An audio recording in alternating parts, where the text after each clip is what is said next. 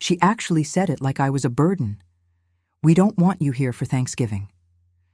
I was standing in my own cafe, wiping down tables I'd paid for, and my mother was erasing me by text. But that wasn't even the worst part. 2 days later, I caught them laughing in the living room, Mom, my sister Paula, and some slick real estate attorney, signing the transfer papers to my cafe. My name, crossed out like I never existed.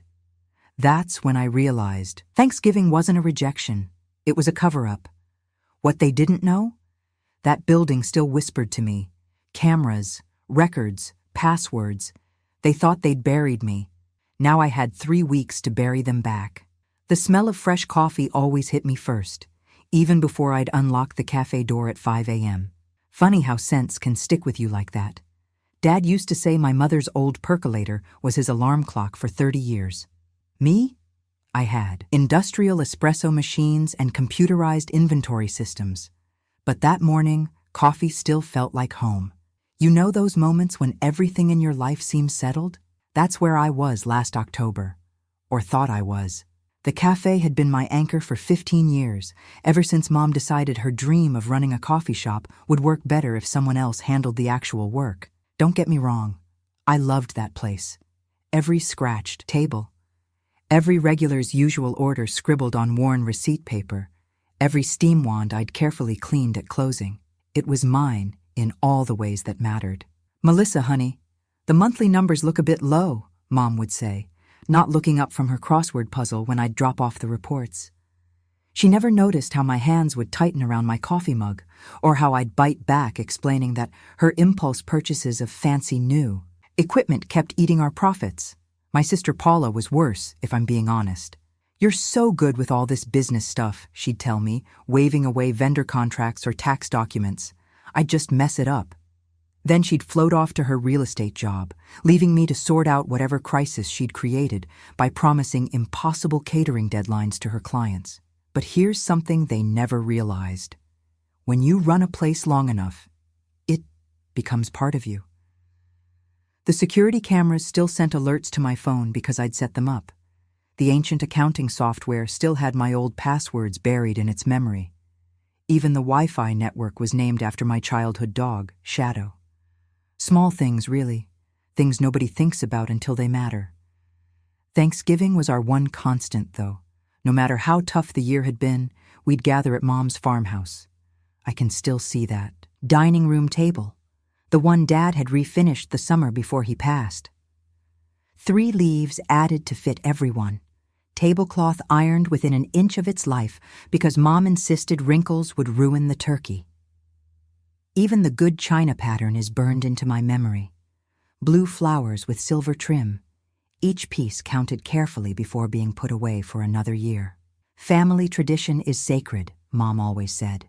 She'd get misty-eyed about it, especially after Dad died. I'd catch her straightening his empty chair like she was saving his place. Those moments made all the long hours and thankless work feel worth it. This was belonging. This was love. At least that's what I thought love looked like. Last year, the week before Thanksgiving, I was wiping down counters after closing when my phone buzzed. Just a regular text notification. You know the sound. Nothing special. But those 7 words changed everything. "We don't want you here for Thanksgiving." I read it 3 times, my cleaning rag dripping onto the counter I'd just dried. No explanation, no, "we need to talk." Just exile. From my own mother, from my own family's table. You'd think I'd cry, right? But something harder took over instead. Because deep down, I knew this wasn't really about turkey and stuffing. This was a message. I wasn't family anymore. I was an obstacle. The cafe felt different that night as I locked up. Every shadow held a question. Every familiar corner seemed to whisper that I'd missed something important. The security camera blinked its red light steadily, like it was trying to tell me something. And maybe it was. I stood there in the dark, surrounded by 15 years of my life's work, and made myself a promise. I wouldn't just accept this. I wouldn't just walk away. Because whatever was happening, whatever they were planning, they'd forgotten something crucial. This place knew me. Every inch of it held my fingerprints, my systems, my attention to detail. They thought they could erase me? Fine. But first, they'd learn what it meant to underestimate the woman who'd kept their dreams running all these years. You know what's funny about traditions? We treat them like they're carved in stone, permanent as mountains. But they're more like soap bubbles, beautiful, fragile things that can pop in an instant. Take our family Thanksgiving at Mom's farmhouse. For 23 years, I'd walk through that squeaking screen door, carrying whatever dish she'd assigned me, usually something simple, since she never quite trusted my cooking. The house would smell like sage and butter, and Mom would be fussing over the turkey while Paula lounged on the couch, supervising. I'd learned every creak in those floorboards, could navigate the kitchen blindfolded. Even knew which serving dishes had the chip from '98 when Dad dropped the green bean casserole. That place held every memory, good and bad, like tree rings marking the years. Have you ever had your world shift sideways with just 8 words? Mine did, 3 weeks before last Thanksgiving, when my phone buzzed during the morning rush at the cafe. Between ringing up orders, I glanced down at Mom's text. "We don't want you here for Thanksgiving." I laughed. Actually laughed out loud, startling Mrs. Henderson as she counted out exact change for her muffin. Because if I didn't laugh, I'd have to acknowledge the ice spreading through my chest. Read it again and again, each time hoping the words would rearrange themselves into something that made sense. "Everything okay, dear?" Mrs. Henderson asked, her coin still clutched in her arthritis-curved fingers. "Just fine," I said, my customer service smile clicking into place. Family being family. But it wasn't fine. I'd spent the last year keeping Mom's bills paid after the latest renovation emergency at the farmhouse, covered Paula's share of property taxes because her modeling career was about to take off. Even worked doubles at the cafe when Mom's arthritis flared up, though we both knew it was more about her golf game than her joints. My stomach clenched like I'd swallowed a fistful of ice. You'd think after 45 years, I'd be used to Mom's, let's call them moments. But this felt different, clinical, like she'd finally dropped the pretense of needing me. "I should drive out there," I told my reflection in the cafe window that evening, watching darkness settle over Main Street, just to check things out, not to confront her. I wasn't ready for that conversation. But something wasn't adding up, and I needed to see it with my own eyes. The drive out to the farmhouse was muscle memory. Left at the old Miller place, past the abandoned feed store, down that roller coaster dip where Dad always gunned the engine to make us squeal. 20 minutes of wondering if I was overreacting, if this was just Mom being Mom. But that text kept glowing in my mind, cold and final as a door, slamming shut. Remember how I said traditions are fragile? Well, trust is too. With every mile marker, I felt something cracking inside me. That lifetime of making excuses, of telling myself that family means accepting the unacceptable. That text wasn't just about Thanksgiving. It was a line in the sand, and I needed to know why Mom chose now to draw it. The sun was setting by the time I turned onto our gravel road, painting the cornfields gold, like it had every other evening of my life. But something was wrong. Even before the farmhouse came into full view, I spotted it. A cherry-red Mercedes convertible parked in my spot. The same spot I'd used since I got my license, where Dad taught me to parallel park using hay bales as guides. That car shouldn't have been there. That car wouldn't have been there. Not unless... I slowed my car to a crawl when I spotted that glossy red convertible, sitting in my usual spot.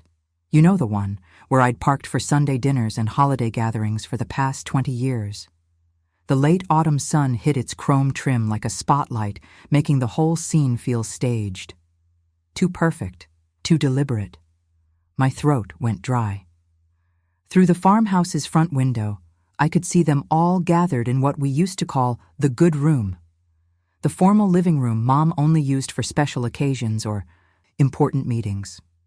Mom and Paula were perched on the antique sofa, wine glasses catching the afternoon light, while some guy in an expensive suit occupied Dad's old leather armchair. You ever have one of those moments where your mind just refuses to process what you're seeing? Like your brain hits a wall and says, "Nope, try again later"? That's where I was. They were laughing, actually laughing, like this was just another pleasant afternoon. Paula kept nodding at whatever the suit was saying, then glancing down at papers spread across the coffee table. Her fingers would drift to the edges, adjusting them just so, like she was already practicing being in charge of whatever those documents contained. The suit had to be a lawyer, given how he carried himself, kept pointing at specific spots on the papers, making sure they understood exactly what they were signing, I'd bet. 20 years running a business teaches you what closing body language looks like. I gripped my steering wheel tighter, fighting every instinct screaming at me to march right in there and demand answers. But you don't survive 2 decades in food service without learning when to watch and when to act. So I forced myself to stay put, cataloging details like I was doing end-of-day inventory. Mom's ramrod straight posture, the one she only used for bank. Meetings. Paula's constant fidgeting with her pearl necklace, her tell when she thought she was getting away with something. The way the lawyer kept checking his watch, efficient and businesslike. This wasn't a casual chat over wine. This was a transfer of power. Remember how I mentioned that old security camera access still worked? Well, seeing that real estate attorney's briefcase made all those digital breadcrumbs suddenly feel a lot more valuable, because whatever they were selling or signing away in there, they clearly didn't want me knowing about it. My hands started shaking on the wheel, not from fear, but from that specific kind of fury that comes when you realize someone's tried to erase you from your own story without even giving you a chance to read the ending. You know what I mean? I took a deep breath and put the car in park. Because at the end of the day, a fancy red convertible and some papers couldn't tell the whole story. I needed to see those documents, needed to hear them try to explain this away. Sometimes you have to walk straight into the storm to find out which way the wind's really blowing. Besides, I thought as I opened my car door, they were in my spot, and I'd be damned if I'd let them think that meant they'd won. I pulled into the driveway, my tires crunching over gravel that had cushioned. Thousands of family arrivals. You know that moment when your chest gets tight because you're about to learn something you can't unknow? That was me, walking up those worn wooden steps. Mom opened the door before I could knock. Melissa. Her voice had that crisp edge she used for unwanted surprises. "We weren't expecting you." Clearly. I nodded toward the living room where Paula and the attorney were shuffling papers. "Mind if I join the party?" The attorney stood, straightening his tie. "Mrs. Donahue, should we reschedule?" "No need," Mom said, waving him back down. "This won't take long." I felt like I was watching a play where everyone knew their lines except me. The coffee table was covered in legal documents, and right on top was a familiar header, Donahue Family Cafe, LLC. "What's going on?" My voice came out steadier than I expected. Paula shot Mom a look I couldn't read. Mom sighed, like I was a child interrupting adult business. "We're just updating some paperwork, dear. Making things more manageable." The attorney cleared his throat. "Perhaps I should explain." He tapped a document. "Your mother has transferred primary ownership of the cafe property. The new arrangement lists her and Paula as co-owners." The room tilted. My name was on those papers. "Was being the operative word," Paula said, not even trying to hide her smirk. I grabbed the nearest document, scanning until I found what I needed to see. There it was, my name, crossed out like a mistake that needed fixing. 15 years of pre-dawn openings, late-night bookkeeping, and building Dad's recipe collection into something sustainable, all erased with a single pen stroke. "You can't do this," I said. "I built that place. Every renovation, every vendor relationship." "As an employee," Mom cut in. "A dedicated one, yes, but you were so busy with your life in the city. Paula's here. She understands the day-to-day needs." I almost laughed. Paula hadn't worked a full shift since high school, but she'd mastered the art of being available whenever Mom needed emotional support. "The city? I live 20 minutes away. I'm there 6 days a week." And that's exactly why we needed to streamline things, Mom said, like she was doing me a favor. You're spread too thin. This way, Paula can take over the administrative side. My throat closed up. The cafe wasn't just a business. It was my identity, my inheritance from Dad, my proof that loyalty meant something. Did you even consider talking to me first? Oh, honey. Mom used her kindergarten teacher voice. You would have made it so complicated. The attorney shuffled his feet, suddenly fascinated by his leather briefcase. At least someone in the room had the decency to look uncomfortable. I see. I stood up, my legs somehow holding. So that's why you banned me from Thanksgiving. Needed to get the paperwork done without drama? Don't be theatrical, Paula said. You'll land on your feet, like always. I walked out, didn't slam the door, didn't cry, didn't give them the satisfaction of calling me dramatic. The gravel crunched under my feet again, but this time it felt like walking on broken glass. I stopped at my car, staring at Paula's red convertible, probably bought with whatever deal they'd cooked up behind my back. Through the window, I could see them returning to their paperwork. Mom's hand on Paula's shoulder. 15 years of my life, signed away between wine sips and sister-to-sister smiles. I heard footsteps on gravel and knew it was Paula coming to twist the knife. My fingers gripped my car, keys until the metal bit into my palm. I heard Paula's footsteps before I saw her, that familiar click-click of heels she'd always worn a size too high. Even now, in the gravel driveway, she was determined to tower. I kept my eyes on my car door, pretending the handle needed extra attention. Melissa. The way she said my name had changed, like she was testing out authority, seeing how it felt in her mouth. I turned, keeping my face blank. You learn that skill after years of early morning supplier meetings. Never let them see you flinch at prices. Paula stood there in her cashmere sweater, the kind I used to buy her for Christmas before Dad died, and the cafe became my only budget priority. Her lips curved up at the corners, that old familiar smirk that used to show up whenever she'd borrowed my clothes in high school or forgot to return money. You'll land on your feet, like always. 5 words. Just 5 words, but they scraped against every raw nerve the afternoon had exposed. She made it sound like a compliment. Hey, look how resilient you are. How convenient that we can knock you down because you're so good at getting back up. My eyes burned. I felt that dangerous heat building, the kind that turns into tears if you let it. But I'd rather swallow glass than cry in front of Paula right now. That's exactly what she wanted. Proof that she'd finally scored a direct hit. I got in my car without a word. You know that moment when you're so angry your hands shake on the steering wheel? Yeah, that was me, watching Paula's reflection getting smaller in my rearview mirror. She stood there watching, probably hoping I'd spin out on the gravel, give her one more thing to smirk about. The whole drive home, I kept replaying everything like I was assembling evidence. In one of those crime documentaries Dad used to watch. The timing was too perfect. That text about Thanksgiving coming right when they needed me away from the house. The real estate attorney looking so comfortable, like he'd been there before. Paula's confidence, Mom's rehearsed excuse about me being too busy. I still had things they didn't know about. Every receipt from the cafe build-out stored in my filing cabinet at home. Notes about which vendors Mom always paid late, which ones she sweet-talked into extensions. That weird feeling I'd had last month when she bought new kitchen equipment without flinching at the price tag. Mom, who used to comparison shop for dish soap. My apartment felt empty when I got home. You ever notice how silence gets heavier when your world's just shifted? I used to spend every Thanksgiving Eve here prepping pies for the family dinner. Now I was just, what? The daughter who'd been uninvited by text? The former cafe owner who'd been erased from her own life's work? Sleep wasn't happening. I kept picking up my phone, reading that text again.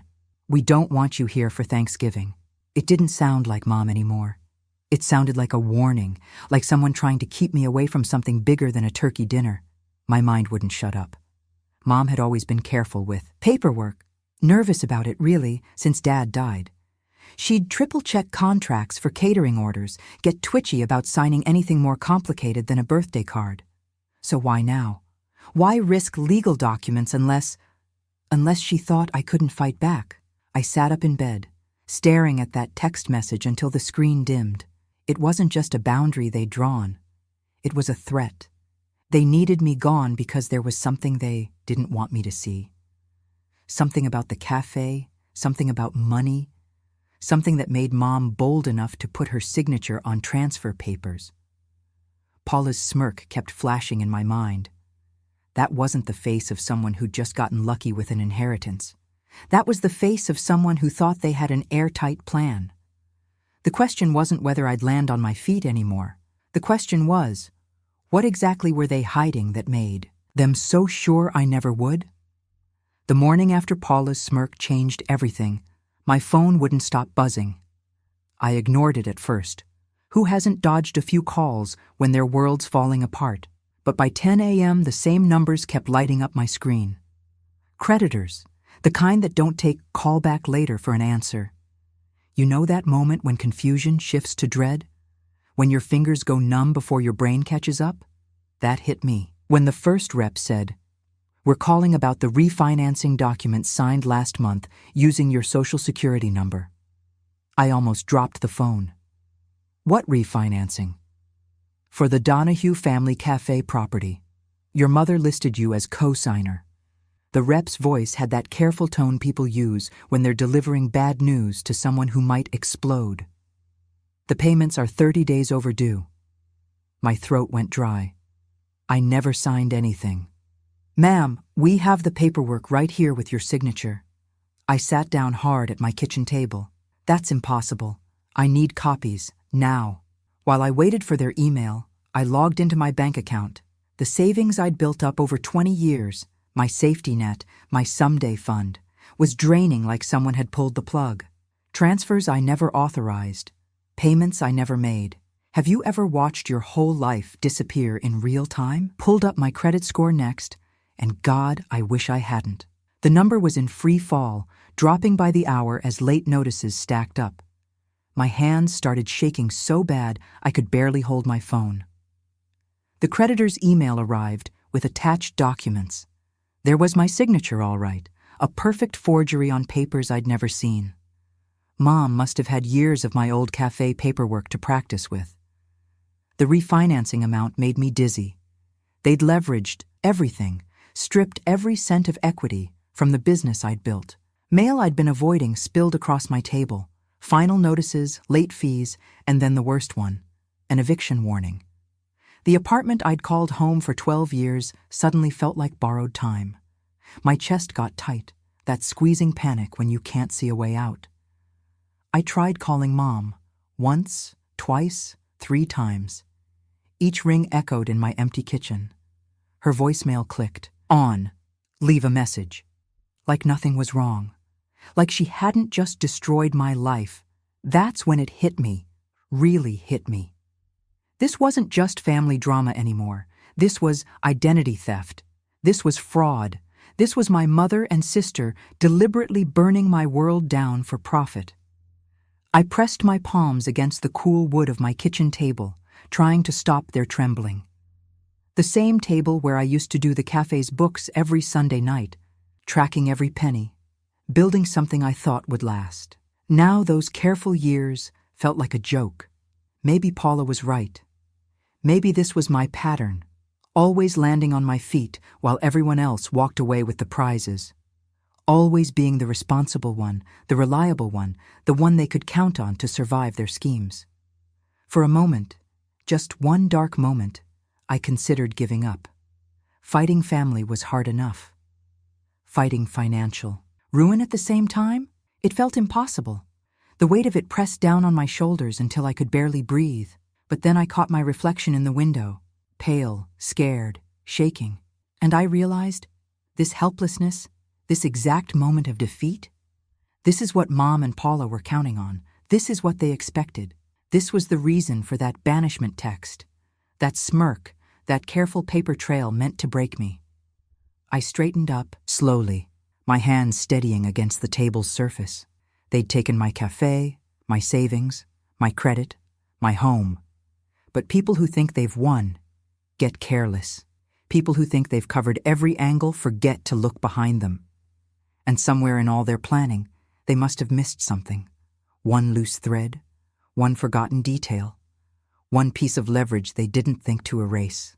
I just had to find it. I stared at my phone that night, thumb hovering over an icon I should have deleted weeks ago, the cafe's security app.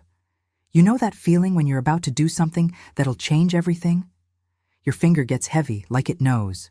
I hadn't checked the cameras since Mom stripped my name from the papers. Figured they'd have shut down my access first thing. But desperation's funny that way. Makes you try things you're sure won't work, just in case. The app opened with a soft chime, same as always. My heart stopped.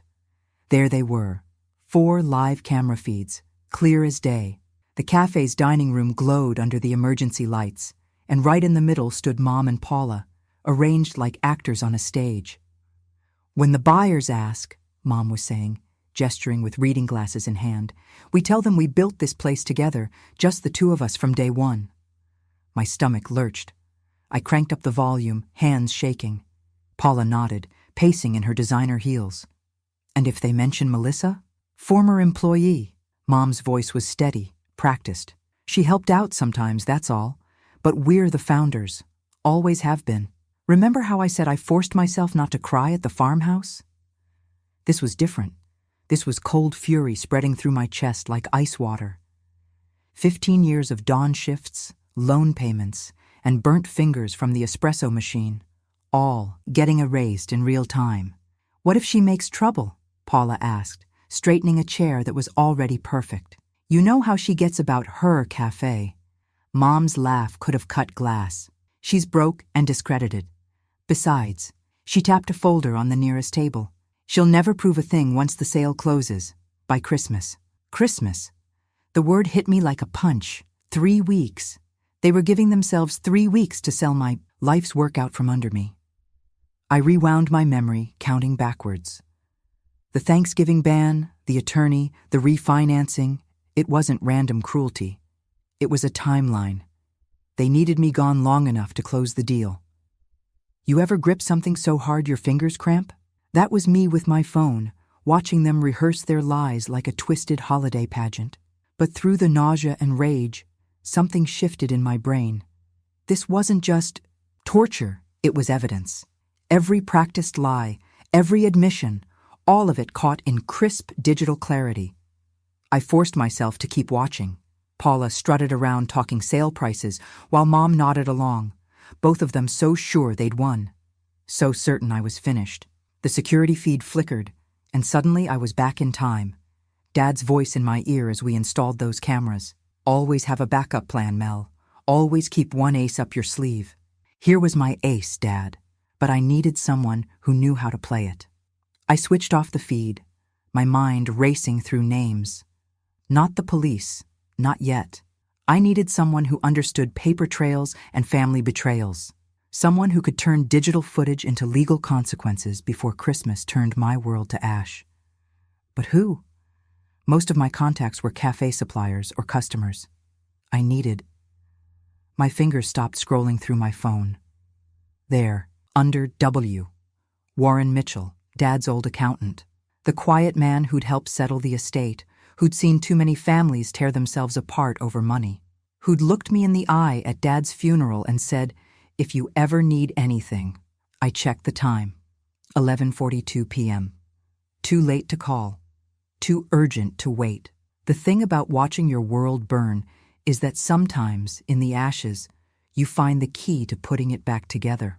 I had 3 weeks until Christmas. 3 weeks to turn their rehearsed lies into their own undoing. I hit call on Warren's number, praying he was a light sleeper. The next morning, I sat in my car outside Warren's accounting office, my hands tight on a stack of cafe paperwork I'd dug out of storage. You know that moment when you're about to share something awful and your throat closes up? That's where I was.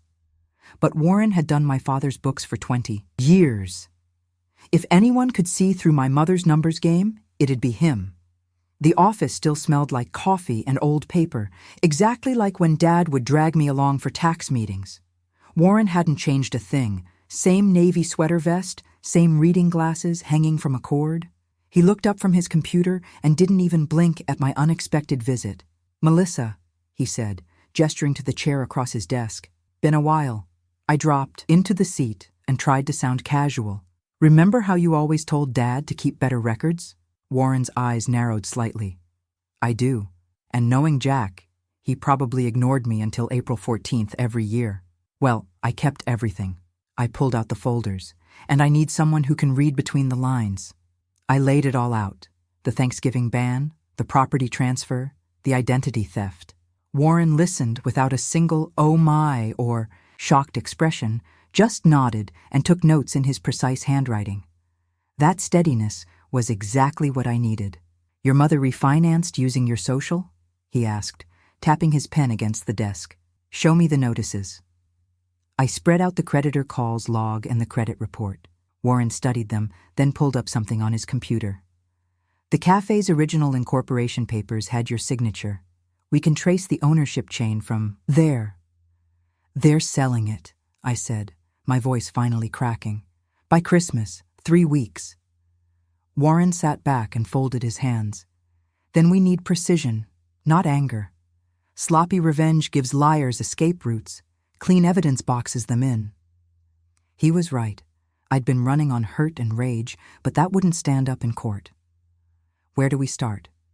We map everything, every transaction, every document transfer, every call.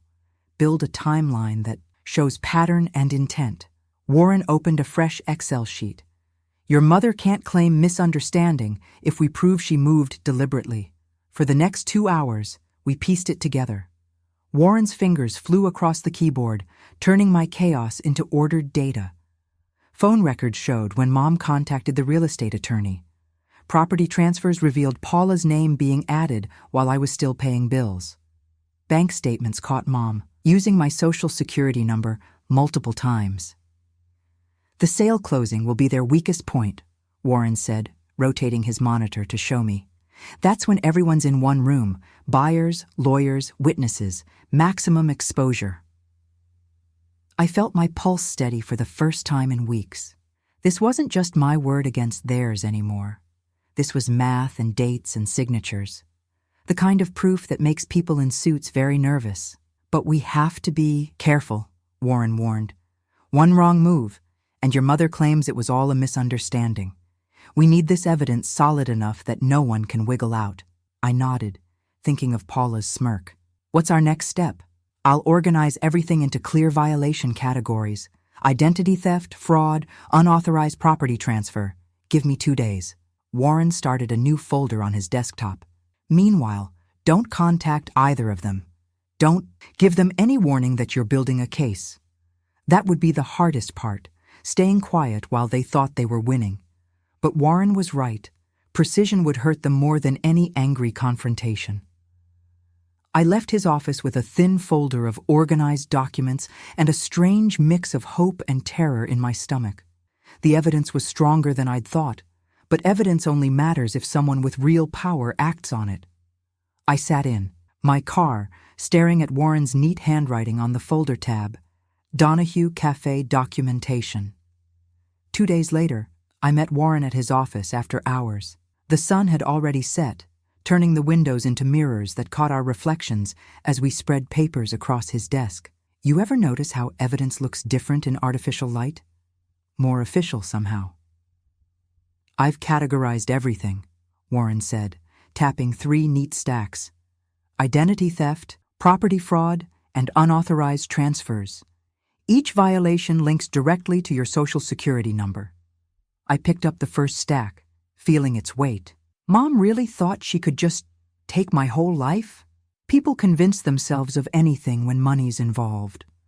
Warren adjusted his glasses. "I've seen families destroy each other over less than this cafe." The memory hit me then.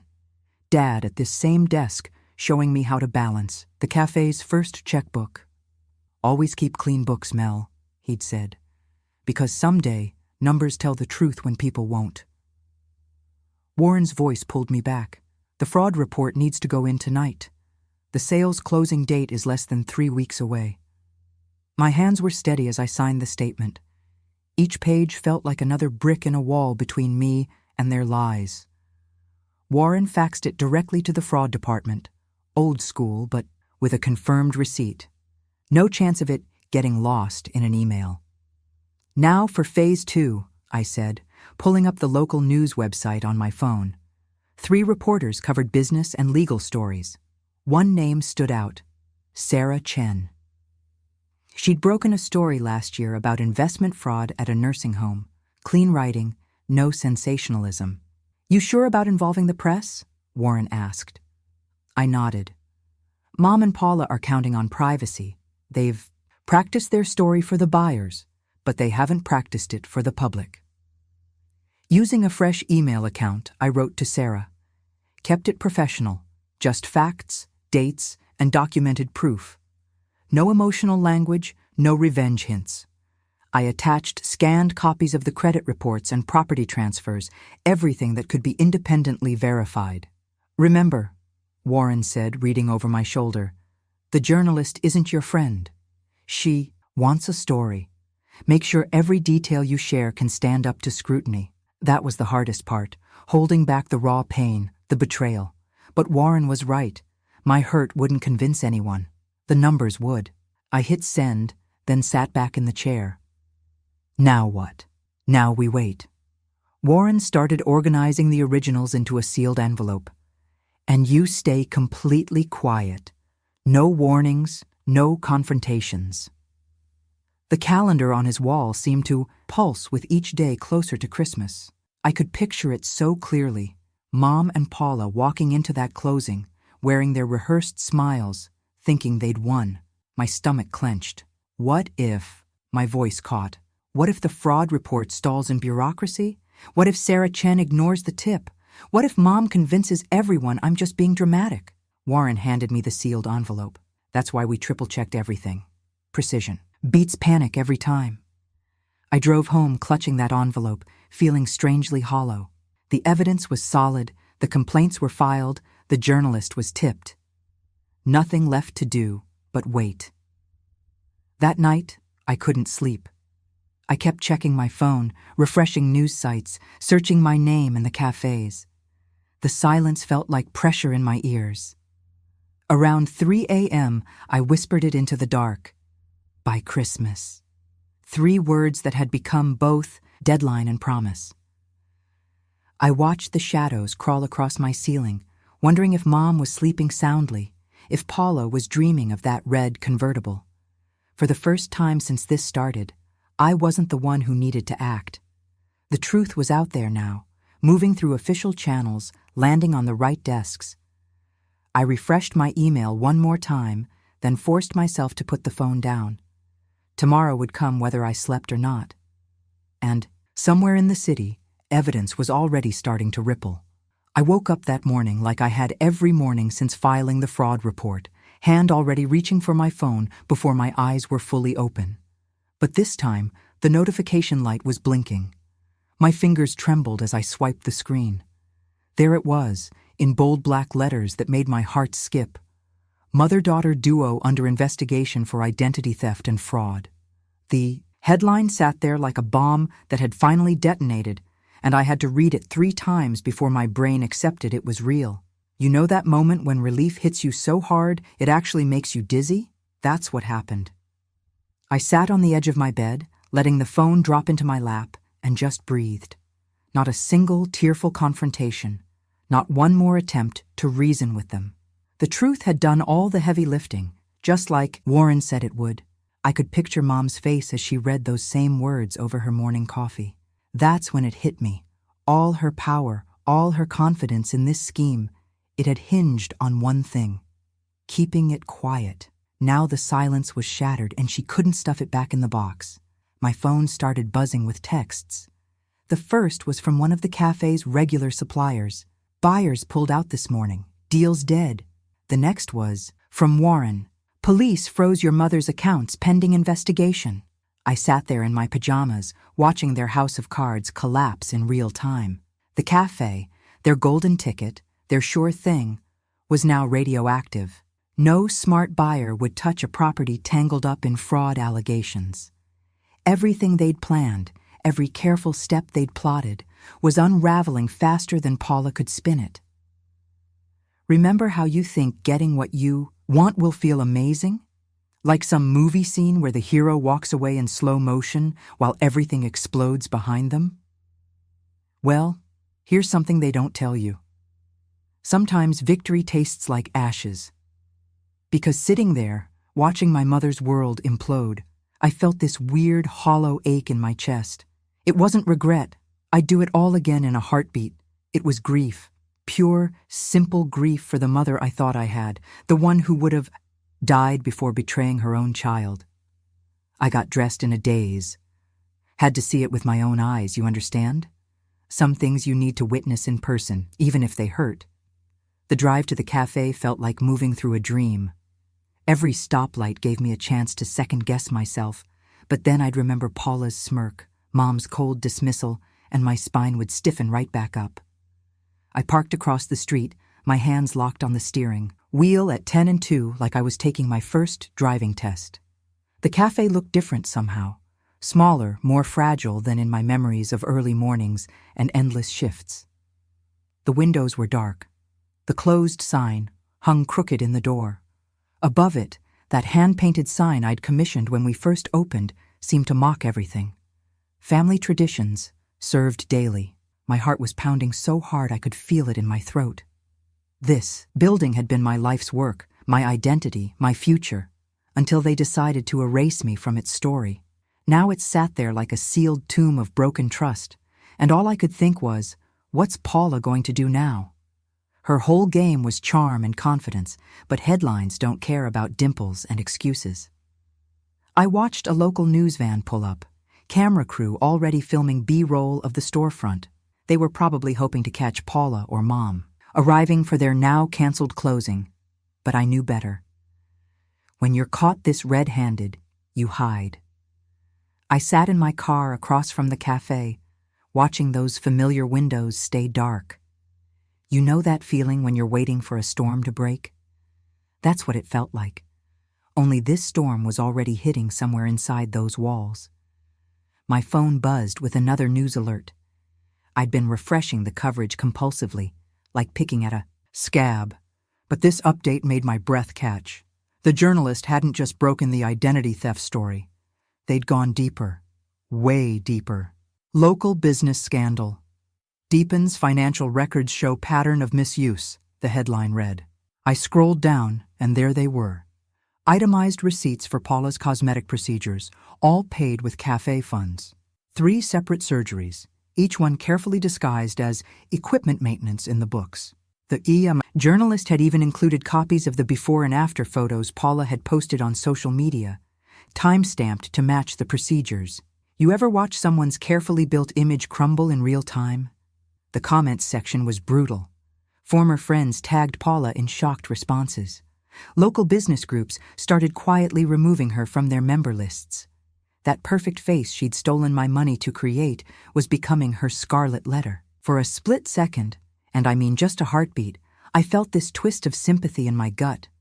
Public humiliation's an ugly thing to watch, even when it's deserved. But then I remembered those eviction notices scattered across my kitchen table. The way Paula had smirked at me outside the farmhouse, so sure I'd just land on my feet while she took everything I'd built. That sympathy dried up real quick. From my spot across the street, I watched a delivery guy read the sign on the cafe door, then walk away shaking his head. It was fascinating how fast the whole house of cards could topple once someone pulled out the right piece. The story was everywhere now. Local news sites, business forums, neighborhood groups. Clean proof has a way of changing minds fast. No one was buying Paula's misunderstanding defense, not with those receipts staring them in the face. I checked my phone again. Still no calls from Mom or Paula, not even a text. Part of me had expected rage, denial, maybe even a desperate attempt at damage control. But this silence? It felt deliberate. Their last grip on control, maybe. Can't manipulate someone if you don't engage. Looking down at my hands on the steering wheel, I noticed something strange. They weren't shaking anymore. For weeks, I'd been carrying this constant tremor, like my body knew it was standing on shifting ground. But now, steady as rock. Because for the first time since that Thanksgiving text, I could see a future that didn't depend on their mercy. A police car rolled slowly past the cafe, and I watched the officer inside taking notes. The investigation was real now, not just a threat. Mom and Paula were fighting a war on two fronts, legal charges that could stick and a reputation implosion that was already sticking.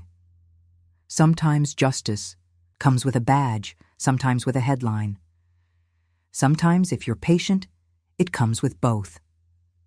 The hardest part wasn't behind me, though. The cafe had been my identity for so long. Every morning's first pot of coffee, every regular's favorite order memorized, every holiday rush survived. Watching it sit there dark and empty felt like looking at a gravestone for my old life. I started my car, but my hand hesitated on the gear shift. The question hit me like a punch. When you lose the thing you built yourself around, what do you build next? And more importantly, how do you build it so nobody can ever take it from you again? Beginning scene continuation from where Chapter 10, Scene 1 left off. The next morning, I drove back to the cafe, telling myself I just needed coffee. Yeah, right. Truth was, I had to see what happened next with my own eyes. Funny how we lie to ourselves even when there's no one else around to fool. You ever notice how some moments brand themselves into your memory? The way the November sun hit that building felt different now. Harsh and revealing, like nature itself wanted to spotlight the truth. I pulled into the same spot across the street where I'd watched everything unfold yesterday. My hands weren't shaking anymore, but my coffee cup was only half full. Couldn't stomach a full one that morning. A old for sale sign caught my eye first. Two guys in work clothes were taking it down, and for a second, my heart stopped. Was Mom somehow pulling off a miracle save? But then they turned around with the new sign, and I felt my whole body go still. Under investigation, in bold red letters. Official looking. Final. Remember those old westerns where they'd nail up "wanted" posters? It felt like that. Public, unavoidable, a declaration that couldn't be sweet-talked away. Paula's charm wouldn't help here. Mom's practical excuses wouldn't matter. The truth was up there for everyone to see. Through the cafe windows, I could see the darkness inside.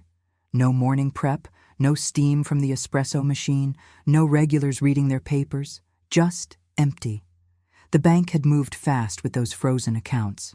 Mom's financial walls were crumbling brick by brick. You know what's strange? I kept waiting to feel triumphant, like I should be pumping my fist or something. But all I felt was clean, like finally washing your hands after working in the garden all day. I sipped my cooling coffee and let my mind drift back to those early mornings when Dad was still alive, the way he'd sit at the counter, going over receipts while I learned the rhythm of the place.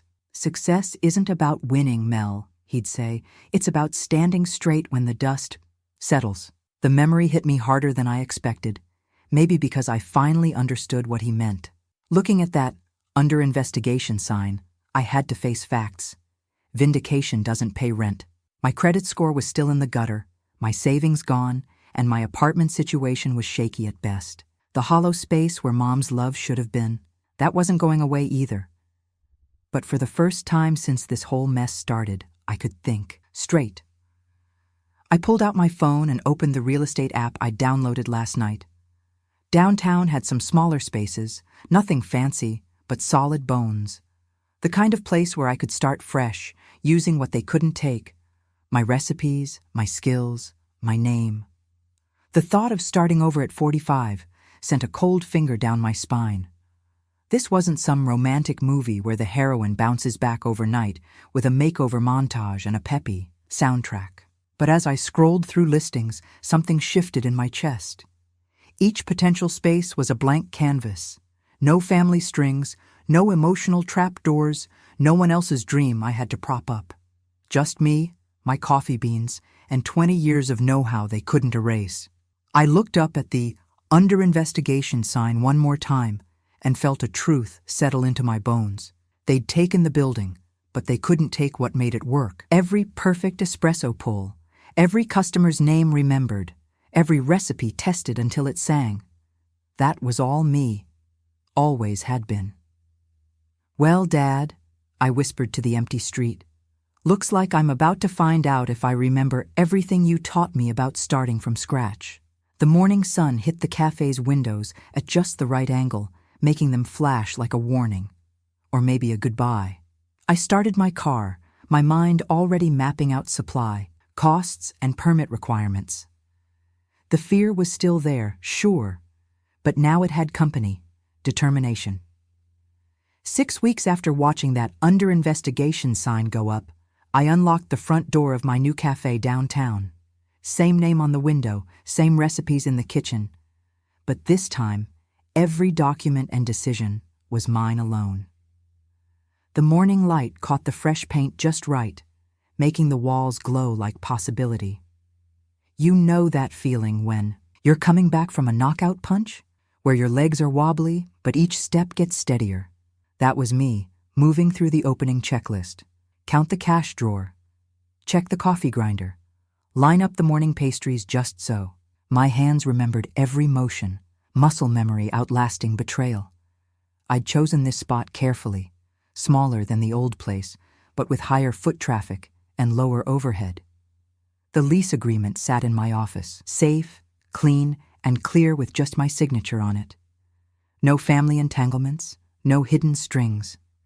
Sometimes starting over is less about dreaming big and more about building smart.